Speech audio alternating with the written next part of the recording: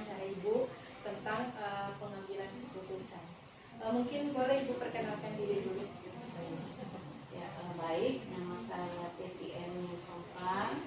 Saya Kepala SMK Negeri 1 Ampang Kota, Kabupaten Dodo Mangunat. Terima kasih Bu. Apakah sudah bisa kita mulai? Bisa. Ya.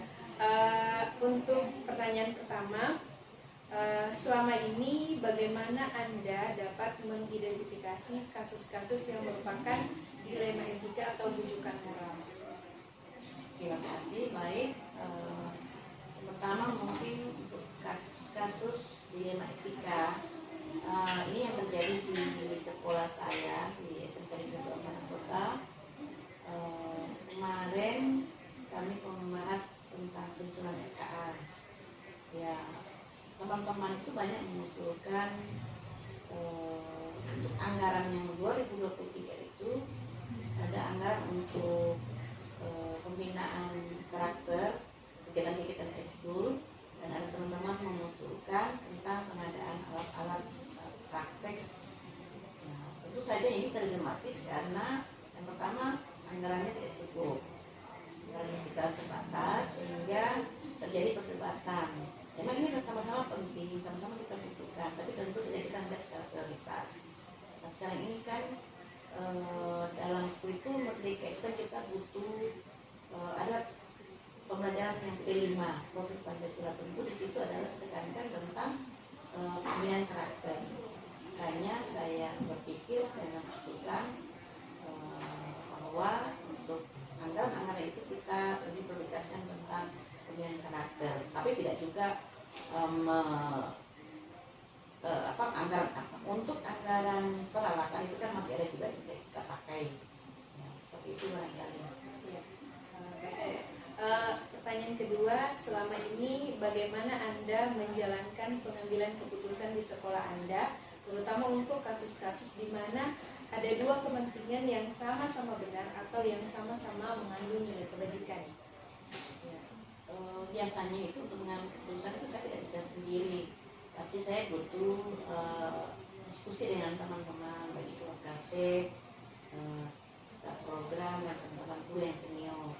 Tentu saja sebelum itu kan kita lihat kasusnya apa dulu, kita identifikasi itu masalah-masalahnya apa. Setelah itu baru kita diskusikan untuk pengambil keputusan, tentu keputusan bersama. Mana kita lihat yang ini prioritas, yaitu yang kita ambil. Tentu saja dengan meminimalisir risiko-risiko yang akan terjadi di pilihan itu. Ya, baik Bu.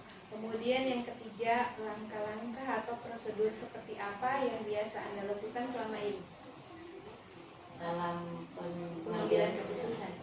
Ya, seperti tadi misalnya kita jadi kasus, yaitu biasanya saya mengundang teman-teman sebelum mengambil keputusan itu, tentu kan kita diskusi dengan teman-teman, baru kita diskusi bersama dan akhirnya kita mengambil keputusan. Terus biasanya memang dalam pengambil keputusan itu kan biasanya kita berdebat di ujung-ujungnya, dan juga tentu keputusan bersama, dan tentu saja kalau saya itu alot, tentu kepala sekolah juga yang keputusan akhirnya, dan itu insya Allah dan akhirnya bisa diterima. Berarti keputusan bersama ya? Keputusan bersama. Kemudian pertanyaan selanjutnya, hal-hal apa saja yang selama ini Anda anggap efektif dalam pengambilan keputusan pada kasus-kasus dilema etika? Ya, itu tadi dalam mengambil keputusan saya tidak bisa sendiri. Kan di sini kan kita banyak kepala, banyak pikiran, tentu kita butuh teman-teman. Ya, misalnya sudah terjadi kasus, misalnya kasus apa, ya tentu saya harus undang semua teman-teman yang punya kepentingan. Misalnya kalau itu kasus-kasus tentang siswa, ya saya undang wali kelasnya atau bekas kesiswaannya, atau mungkin juga kalau misalnya itu kasus-kasus tentang ada kaitannya orang tua, tentu juga saya harus undang orang tua atau komite yang bisa membantu saya untuk menyelesaikan itu. Ya, berarti menggunakan yang pihak-pihak yang terkait. Ya, pihak terkait. Kemudian selanjutnya, hal-hal apa saja yang selama ini merupakan tantangan dalam pengambilan keputusan pada kasus-kasus dilema etika? Yang jelaslah pasti punya banyak tantangan, apalagi kalau terjadi kasus-kasus yang membuat kita kadang-kadang berpikir untuk apalagi kan Itulah tantangannya, bagaimana kita bisa memilih satu dari antara dua yang benar tadi. Yaitu ya tentu kita lihat mana yang prioritas, mana yang kira-kira yang benar-benar menurut pikiran kita dan menurut teman-teman itu lebih anu lah untuk kita pilih ya keputusan yang terbaik lah untuk kita Lebih pilih. berpihak pada Ya, murid, ya jelas itu berpihak pada murid. Ya. Selanjutnya Ibu, apakah Anda memiliki sebuah tata cara atau jadwal tertentu dalam sebuah penyelesaian kasus dilema etika? Apakah Anda langsung menyelesaikan di tempat atau memiliki sebuah jadwal untuk menyelesaikannya? Bentuk atau prosedur seperti apa yang Anda jalankan? Tergantung kasusnya. Kalau misalnya kasusnya memang yang tiba-tiba terjadi, ya tentu tidak bisa kita tunda. Kita harus cepat selesaikan. Tapi kalau misalnya memang kasusnya sudah butuh waktu, penanganan kan kita perlu identifikasi dulu, kita cari tahu penyebabnya apa ya. Ada waktunya, ada jadwal untuk undang orang tua, itu ada waktu jadwalnya. Tapi kalau kasus-kasus yang terjadi pada waktu dan penanganan, ya kita harus selesaikan pada hari itu juga, pada saat itu juga. Tidak ditunda. Tidak ditunda.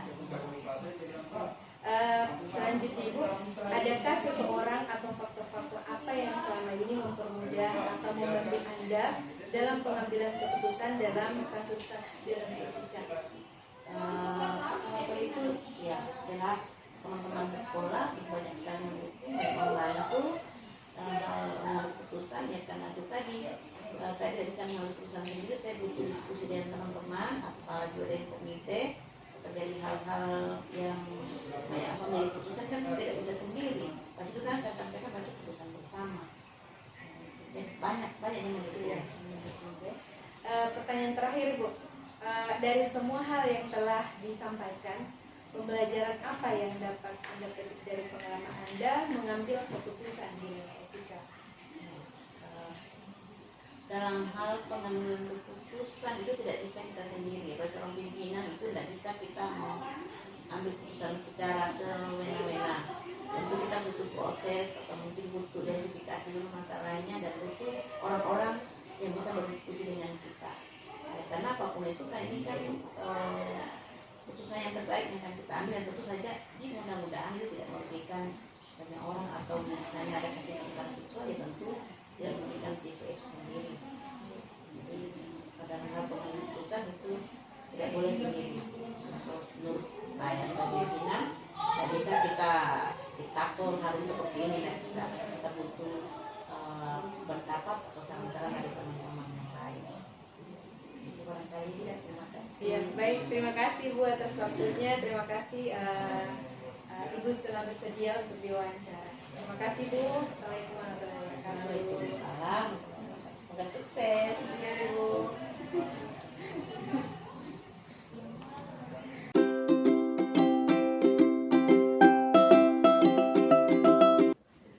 Assalamualaikum warahmatullahi wabarakatuh Ibu. Waalaikumsalam warahmatullahi wabarakatuh. Ya, perkenalkan Ibu, saya Indah Harinisa, CGP Angkatan 6, Kabupaten Tojo Una, SMK Negeri 4 Ampara Kota.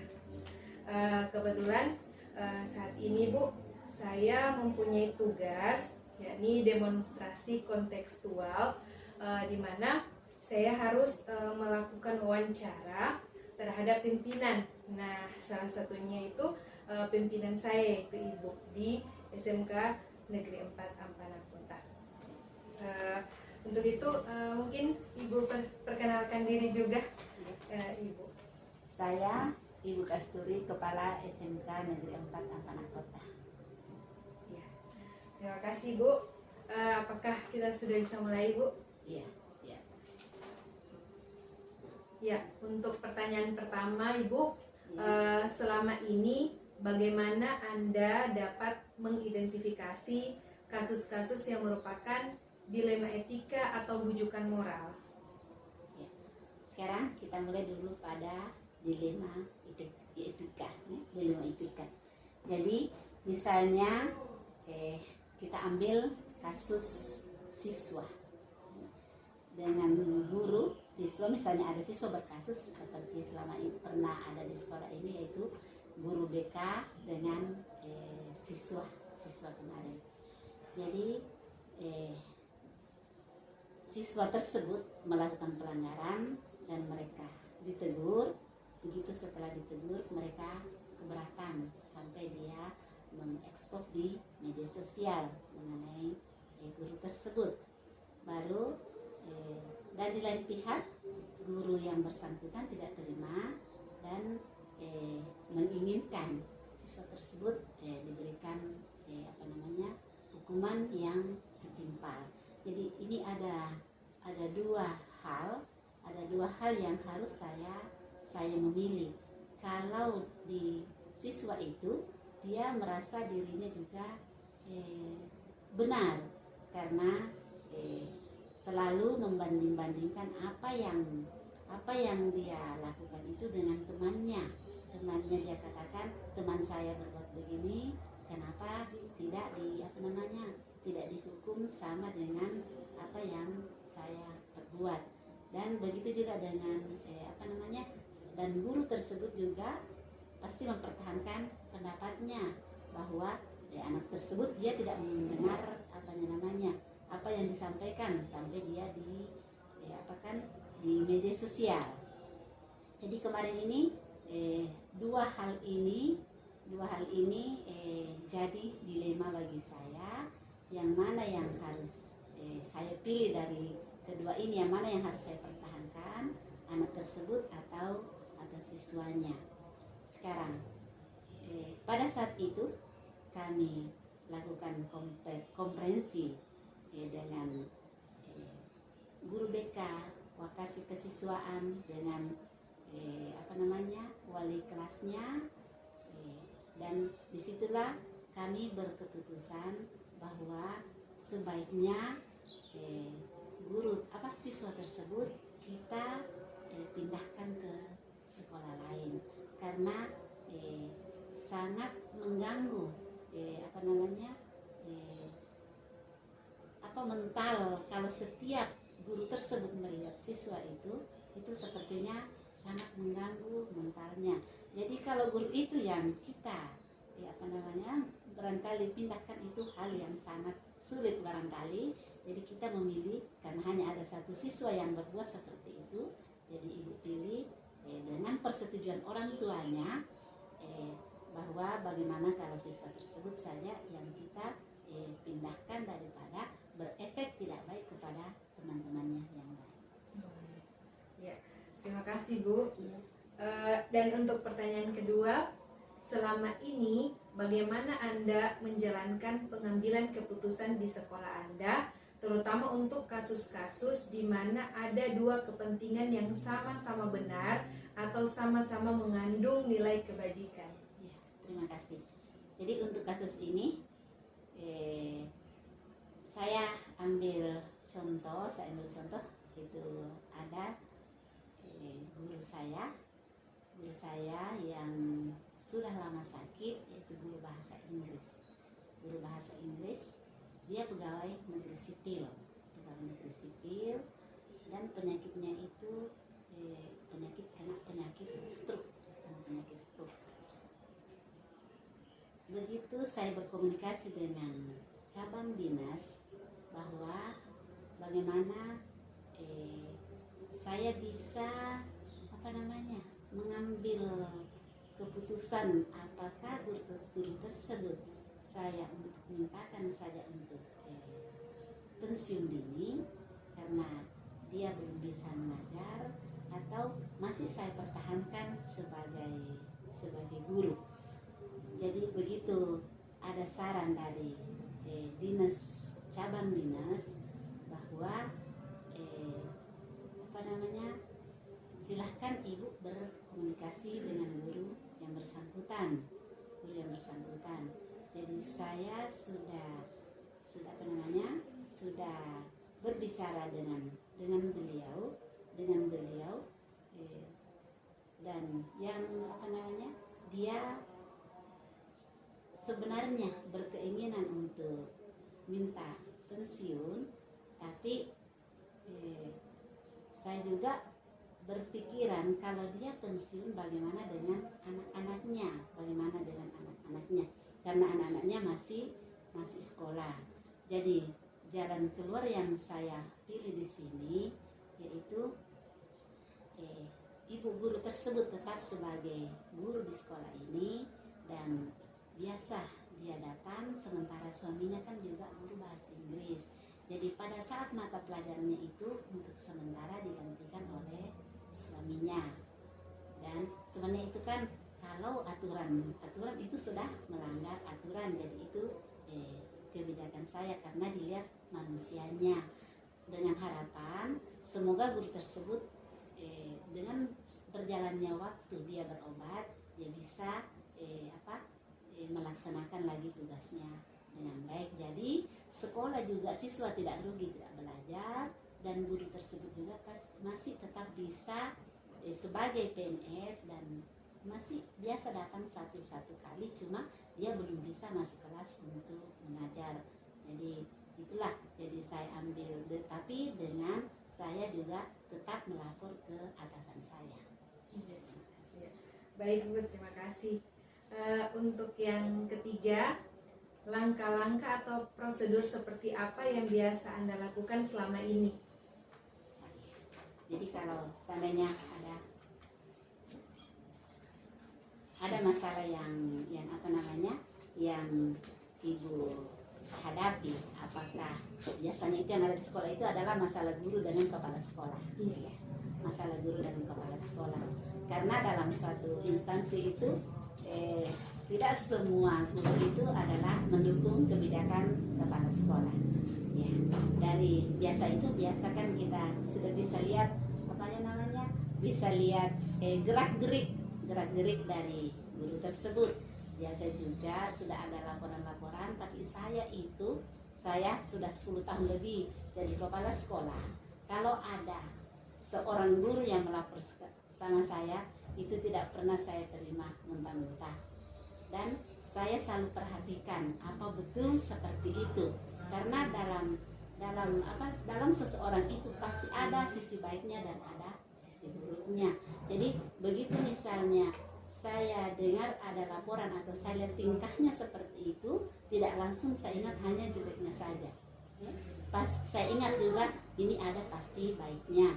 Jadi guru tersebut ada juga kalanya langsung saya panggil, ada juga kalanya agak lama baru saya undang, karena semua masalah itu tidak selamanya harus pada saat itu kita harus selesaikan. Ya.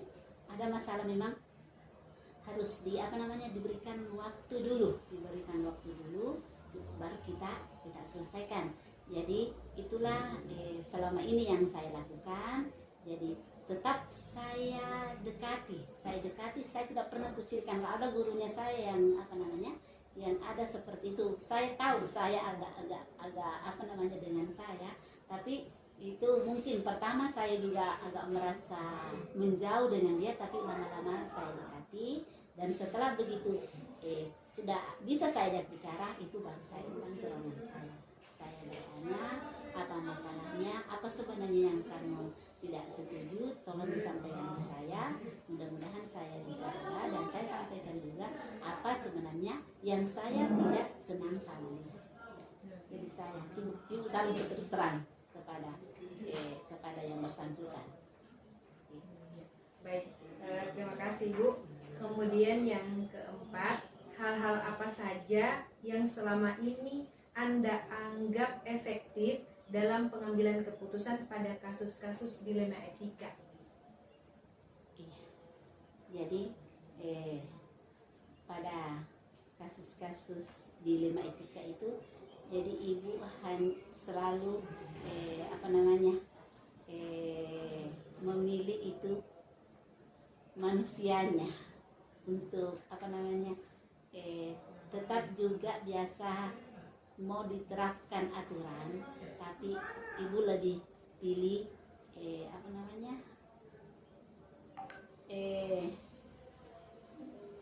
pendekatannya sebagai manusia.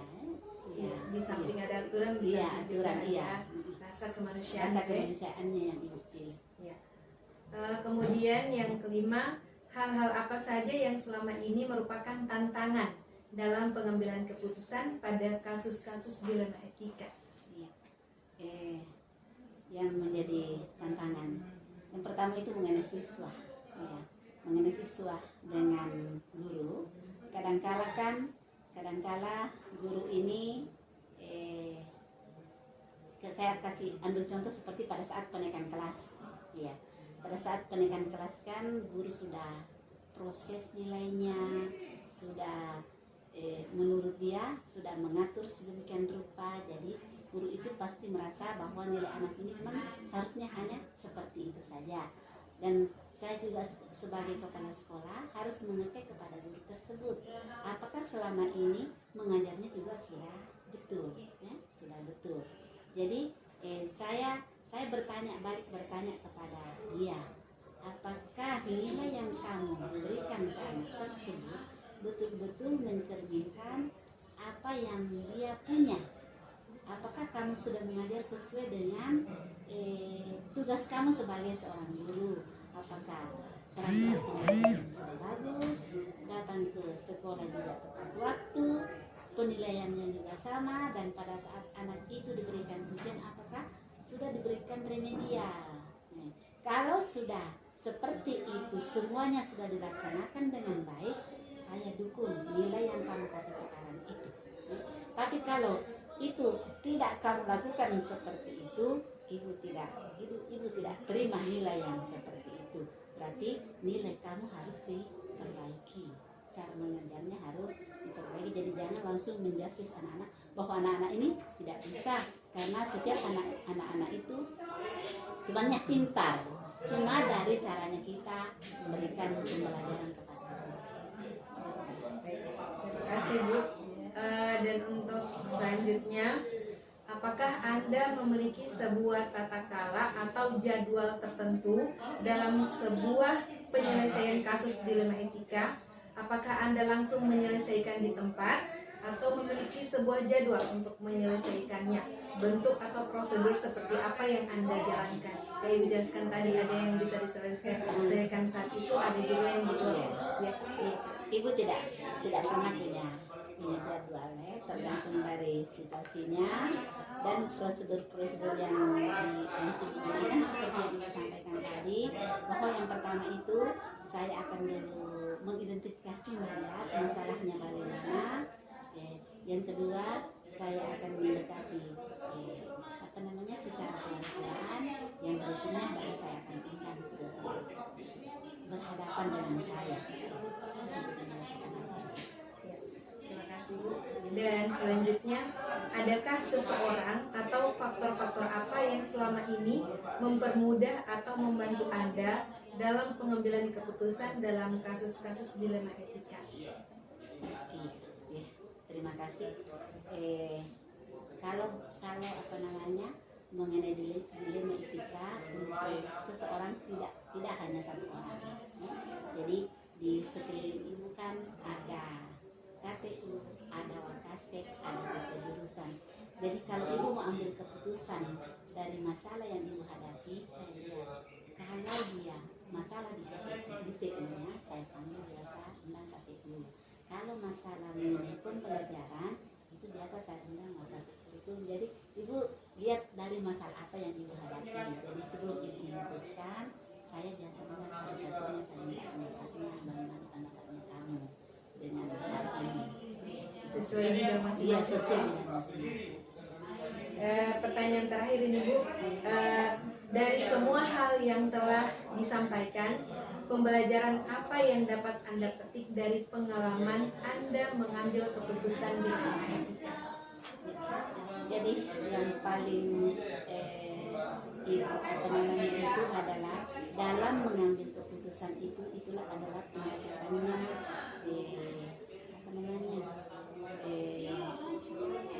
dari segi manusianya. Jadi betul juga ibu harus menerapkan aturan, tapi ibu selalu lihat pendekatannya dari kemanusiaan. Gunakan selama ini. Baik Bu, terima kasih. Demikianlah wawancara kita hari ini, dan apa yang telah Ibu sampaikan itu akan saya analisis dan saya akan hubungkan dengan materi yang sudah saya pelajari. Terima kasih atas waktunya Ibu. Terima kasih. Wassalamualaikum warahmatullahi wabarakatuh. Waalaikumsalam warahmatullahi wabarakatuh. Hmm.